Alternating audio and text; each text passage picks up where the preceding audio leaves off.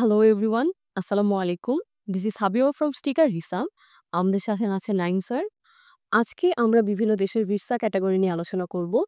South আফ্রিকার বাংলাদেশের মানুষের অনেক চাহিদা, মানে আমাদের ডেইলি প্রচুর নক আসে বিভিন্ন ক্যাটাগরির জন্য, short term, long term, student visa বলে, ওয়ার্ক ভিসা বলে, অথবা ভিজিট ফ্যামিলি, ট্যুরিস্ট, এগুলো তো আছে।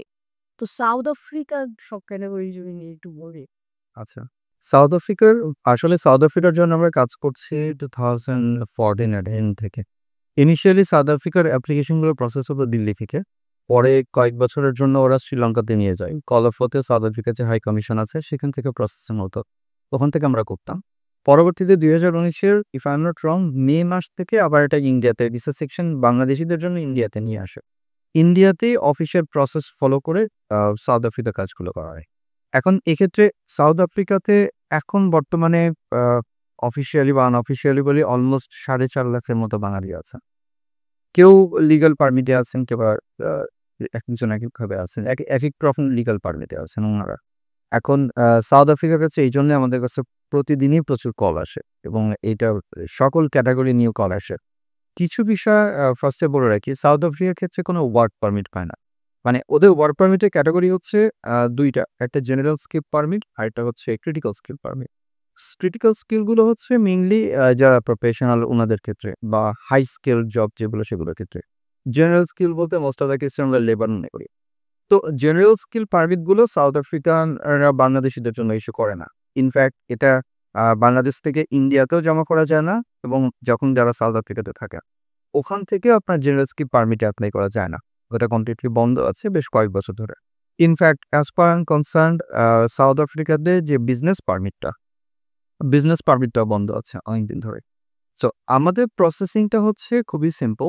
আমরা বাংলাদেশ থেকে অফিসিয়াল প্রসেসিং চ্যানেলটা ফলো করে ইন্ডিয়াতে ডকুমেন্টস, পাসপোর্ট এবং ডকুমেন্ট সবকিছু আমরা ফলো করি।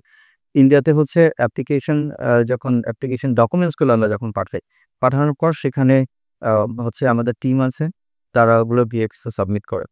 প্রসেসিং হয়ে সাধারণত ক্যাটেগরি ওয়াইজ ডিপেন্ড করে যে প্রসেসিং কতদিন লাগবে না লাগবে। প্রসেসিংটা হয়ে যাওয়ার পর তখন আমরা আবার বাংলাদেশে নিয়ে আসি। কোনো ক্ষেত্রেই অ্যাপ্লিক্যান্টকে ডিন দিতে হয়নি। আচ্ছা। এটা হচ্ছে বেসিক্যালি সাউথ আফ্রিকার প্রসেস। এখন টুরিস্ট ভিসার কথা যদি বলি সাউথ আফ্রিকার টুরিস্ট এখন সেটা বলার আগে আরেকটা কথা বলি। অনেকে বলে যে সাউথ আফ্রিকার ভিসা ইন্ডিয়া থেকে হয় না। সেটা কমপ্লিটলি ভুল ধারণা। সাউথ আফ্রিকার সকল ক্যাটাগরির ভিসা শুধু যে ওয়ার্ক ভিসাটা ছাড়া অন্য যেকোনো ক্যাটাগরির ভিসাই ইন্ডিয়া থেকে অ্যাপ্লাই করা যায় এবং ইন্ডিয়াতে জেনুইন প্রসেস ফলো করেই ভিসা প্রসেস করা যায় এবং ইন্ডিয়াতে South African High Commission almost সব ক্যাটাগরির ভিসাই প্রোভাইড করে। কখনোই সাউথ আফ্রিকার ভিসা বন্ধও ছিল না এবং অনেকে এই কথাটা বলে যে ইন্ডিয়া থেকে ভিসা দেয়। হতে পারে পার্টিকুলার কোনো একটা অ্যাপ্লিকেশনের কাগজপত্র ঠিক নেই বা অনেকেই আছে যে যারা ডকুমেন্ট রেডি করতে পারে না। তখন আল্টিমেটলি দেখা যাচ্ছে তারা ডকুমেন্ট ওইভাবে প্রোভাইড করে নাই। ভুল ভুল করে অনেক ডকুমেন্টের ভুল করে বা দেখা গেল যে সাউথ আফ্রিকার আ একটা পার্টিকুলার রিজিয়নে ট্রাভেল করতে যাবে, ইনফরমেশন ভুল দিয়েছে। এরকম অনেক কারণে রিফিউজ করতে পারে। কিন্তু আ ভিসা যে দেয় না এটা কমপ্লিটলি কারণ আমাদের এক্সপেরিয়েন্স অনুযায়ী আমরা প্রায় সময় দেখছি সাউথ আফ্রিকার ভিসা আমরাই করছি এবং ভিসা হচ্ছে সাকসেসফুলি। এখন টুরিস্ট ভিসার কথা যদি বলি, সাউথ আফ্রিকার অলমোস্ট প্রতিটা ক্যাটাগরির ভিসা ভেরিফিকেশন হওয়ার পর তারপরে ওরা ইস্যু করে। সো আপনি টুরিস্ট ভিসা বলেন বা ফ্যামিলি ভিজিট ভিসা বলেন, business, conference, events, seminar, workshop, আ তারপর হচ্ছে আপনার যদি ক্রিটিক্যাল স্কিল ওয়ার্ক ভিসা হয়, শর্ট টার্ম এবং লং টার্ম ওয়ার্ক ভিসা। আমরা যেমন অনেকগুলো হচ্ছে বাংলাদেশের বিভিন্ন কোম্পানি থেকে ইন্টার কোম্পানি ট্রান্সফার যেগুলো ভিসা ছিল, 90 ডেজ এর ওয়ার্ক ভিসা। এগুলো আমরা রেগুলার প্রসেস করেছি। ইনফ্যাক্ট গত বছর এবং এই বছরের শুরুতেও বেশ কয়েকটি ব্রুকের প্রসেস করা যাচ্ছে। সো সেই ভিসাগুলো দিচ্ছে।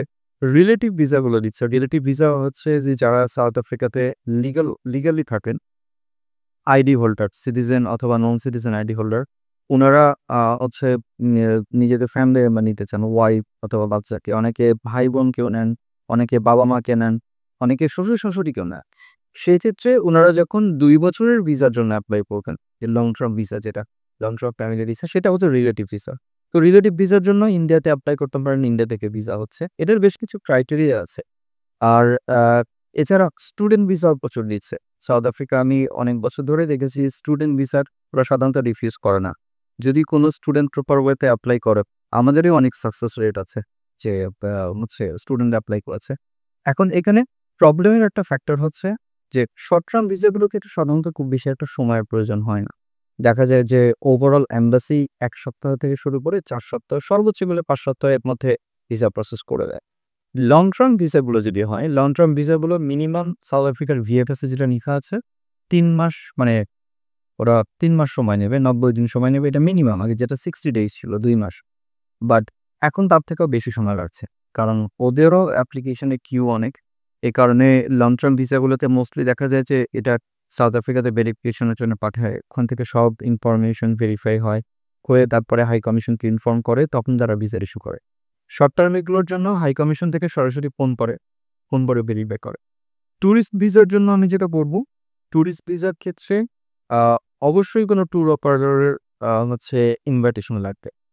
ট্যুরিস্ট ভিসা যারা একটু পিওর ট্যুরিজমের জন্য যেতে চান, উনাদের একটা মানে এখন একটা বড় প্রবলেম হচ্ছে যে অনেকে মনে করে যে আমার ইউএসএ, কানাডার ভিসা আছে বা আমি অনেক দেশে ট্রাভেল করেছি, সাউথ আফ্রিকার ভিসা কোনো এন্ট্রিকাল কিছু না, আমার হয়ে যাবে। This is completely a wrong concept. কারণ সাউথ আফ্রিকার প্রতিটা দেশের ভিসার প্যাটার্ন এবং হচ্ছে ভিসার প্রসেসের প্যাটার্নটা ডিফারেন্ট। সাউথ আফ্রিকার ক্ষেত্রে ওরা ভেরিফাই না করে ভিসা দেয় না। কেউ যদি ট্যুরিস্ট ভিসার জন্য অ্যাপ্লাই করে এবং হচ্ছে ওখানে লাইক হোটেল বুকিং.com বা অন্য যে কোনো ইয়ে থেকে হোটেল বুকিং দিয়ে তারপরে যদি অ্যাপ্লাই করে, এম্বাসি সেই হোটেল কনফার্মেশনটা ভেরিফাই করতে পারে না। ভেরিফাই না করতে পারার কারণে ফর এক্সাম্পল আমি যদি কোনো হোটেল বুকিং.com থেকে ইয়ে করি, কনফার্ম করি, এম্বাসি হোটেলকে ফোন করবে, করে বলবে যে এই পার্টিকুলার গেস্ট তোমাদের ওখানে আসছে কিনা। তো ওই হোটেলের তখন খুঁজে বের করা ডিফিকাল্ট হবে যে উনি আমাকে কোন সিস্টেম থেকে বুকিংটা দিয়েছে। বুকিং.com থেকে বুকিংয়ের সিস্টেম যদি খুঁজে না পায়, তাহলে বলেন যে না, we don't have any guest on this name. সেক্ষেত্রে তেমন রিফিউজ হয়। এটা একটা ফ্যাক্টর। সো প্রত্যেকটা মানে ট্যুরিস্ট ভিসার ক্ষেত্রে আমরা সবসময় রেকমেন্ড করি যদি কেউ অ্যাপ্লাই করতে যায় পিওর ট্যুরিজমের জন্য, বিশেষ করে যারা ফ্রিকোয়েন্ট ট্রাভেলার, অনেক দেশে ট্রাভেল করেছে, উনারা যেন ওখানকার কোনো ট্যুর অপারেটরের কাছ থেকে ট্যুর প্যাকেজ পারচেজ করে, মানে বুকিং মানি দিয়ে ট্যুর প্যাকেজ পারচেজ করে তারপরে অ্যাপ্লাই করে। এইটা করলে সবথেকে বড় সুবিধা যেটা হচ্ছে যে এম্বাসি ওই ট্যুর অপারেটরের সাথে ভেরিফাই করবে যে উনি একটা পার্টিকুলার পেমেন্ট করেছেন, তারপরে ওখানে যাচ্ছেন, মানে প্রুফ করা যে I M a genuine traveller. তাহলে ভিসা প্রসেসিংটা খুব বেশি ইজি হবে। সো এটা হচ্ছে ট্যুরিস্ট ভিসা ফ্যাক্টর।